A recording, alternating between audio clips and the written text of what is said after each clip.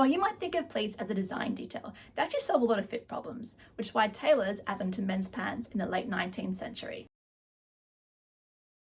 Before pleats, trousers were flat and narrow. Fashion was very stiff and rigid. At the turn of the 19th century, people started sitting, walking, and riding more, so tailoring had to find a way to accommodate real movement. Hi, welcome to Pattern Making with Lee.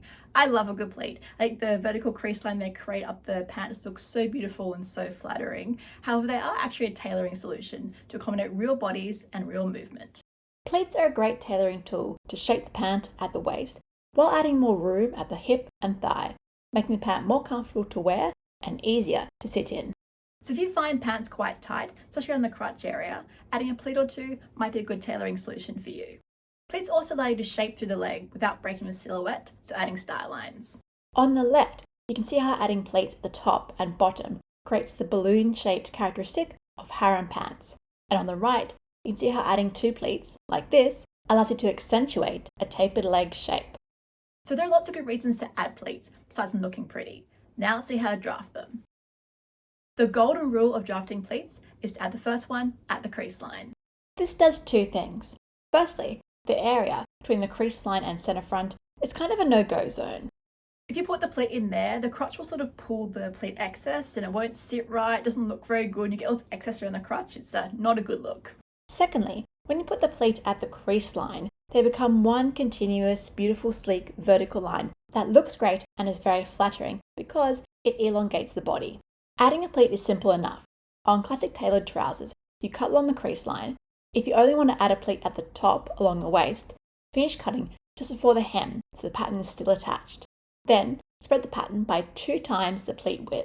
The pleat is folded back on itself, so whatever you want the final pleat width to be, you need to spread the pattern by double the amount. Important thing to note here, when you're adding a pleat, you can and should put the dart excess into it, because you wouldn't have a dart and a pleat. On my pant blocks, which I sell on my website, I've conveniently put the dart at the crease line to make this a lot easier.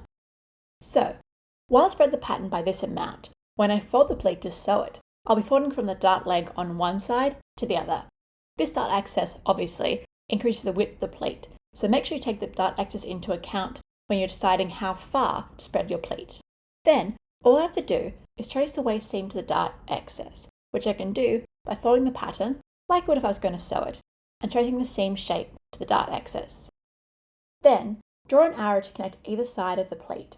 The arrow should point to where the fold is going. Then, just add your seam allowances. Pleats are a very small part of pant pattern making, so if you are interested in learning how to make pant patterns, check out my 140-page guide.